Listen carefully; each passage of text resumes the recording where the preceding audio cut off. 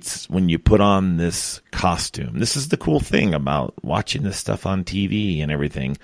You put on this costume, and you take on the persona of the character that Stan Lee and his buddies created. And you run around and you do dumb shit like jump around and act like you're spinning a web or you're doing kung fu. And for some reason, in your head, you're doing all this cool shit. Like in your mind, you could see yourself climbing the side of the building or fighting off bad guys. But the outsider sees a hyper child who needs to lay off the sugar. That's what they see. So Stan Lee created that for kids, and now in this day and age, it's not only kids based on exactly what's going on in the world, and my niece and all them do this. They go to Comic-Con and they dress up like characters. And I know adults do this. And I know you've gone, MC. So look what he's done. Once I did do that. Yeah, I will admit that one of my favorite characters is a DC character, Deadshot. But I'm gonna tell you, because it's not really my thing. I did it with a group of people. I had an eye piece that was supposed to be like the eye sniper thing for the character, and it was so uncomfortable over my nose, welted my nose. I was in a trench coat along with the outfit I had, and it was the most, especially this was done in Phoenix, though, so it was the most uncomfortable thing for me personally.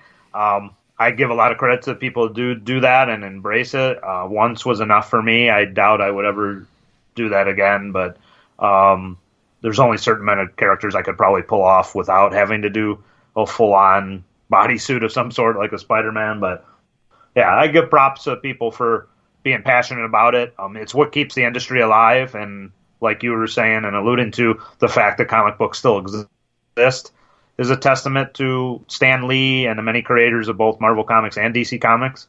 And and they've had a bumpy ride over the years. They almost got dissolved because the people thought they were perversion, and that's why they created the Comic Book Authority, and Stan Lee was a big proponent against it, where they had to put a comics code on these comics so to tell them, and government regulated comic books. So comic books have had a bumpy ride over the years, but a lot of it's adult related now, sometimes very extreme and risque, but it's transcended. I think even just the superheroes. Walking Dead became a phenomenon based off of a comic book, and so many of the TV shows and characters' ideas are coming from these comic books and graphic novels. A lot of them, people have no clue that's where they originated. So it's just a testament to the art of that. And a lot of the collection I do a lot is from particular artists I have, fondness for, just the art of the cover. And a lot of times I'll buy the exclusive covers just, because it'll look good maybe on a wall one day or something, and just as a piece of art. So the reading I do in graphic novels, which means a lot of times I'll order a collection of stories, which is what a graphic novel is just a collection of maybe 5-6 comic books, bind it up in a paperback or sometimes hardcover, but paperbacks are what I can afford. And I'll do my reading from there now. And I never thought I would be that person. Tell the truth, though. You dressed up like this character for a girl. Tell the truth. No. You did. You're such a liar. That would have been the only. So with some buddies. I mean, it would have been nice to have. We got together with some ones that were. It was the Suicide Squad. That's what we were doing. Not long after the movie came out. So yeah, we met up with some and took some cool pics of it. But which I could post on our page if there's a clamoring to see it. But I think you should. I think that might be the only. That might be the only scenario I probably would do it again if it was a thing, or, a lot of times the parents will dress up with the stuff, but I don't have any children, so there's really no point for me to do that. It's not really, and I felt like I was saying, like it was comfortable enough to dress up in 118 degree heat and walk around in a full body sort. It's not my idea of a good time. Well, but I know lots of friends that still do this.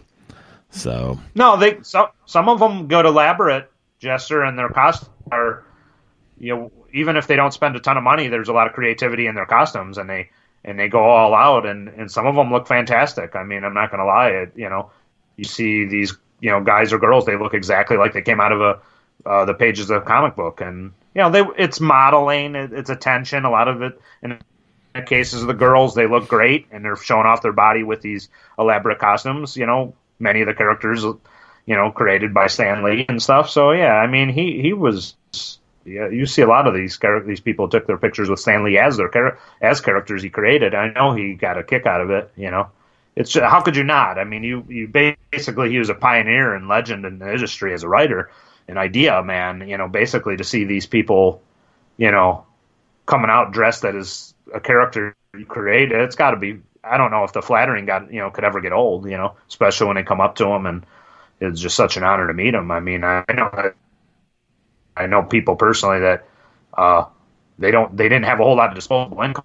They saved up their money to drop that $100 or more if they got the autograph too, but just to take a photo with him. So I mean, for me, that's unheard of. I mean, I envision doing that, but I would much rather ambush them out somewhere at a restaurant and hope that you would find them. But otherwise, yeah. But how much he meant to them in all seriousness. And yeah, it's a big loss for anybody that's a fan of comic books or pop culture and stuff. There's just a high reverence for what he's meant to comic books in the community. And I'm glad we've had this forum to just talk about his influence and what he's meant to basically pop culture, comic books, and movies now. Which we'll talk about sometimes on our shows. There'll be movies that we'll discuss, or anything will be direct result of Stan Lee's creations, like Avengers. Avengers aren't around without Stan Lee. Period. So definitely a big influence in our lives. We lost definitely a pioneer. Nobody lives forever, though. I mean, he lived a full life at almost 96 years old. So there's nothing to be too heartbroken about. I mean, we're all going to die. That's a fact. So it is sad, but just celebrate the man's life and everything he meant to the industry and everything, because I think he got a lot out of life. Almost 100 years old, man. That's a good full life. Definitely something to be happy about for him and his family. All right.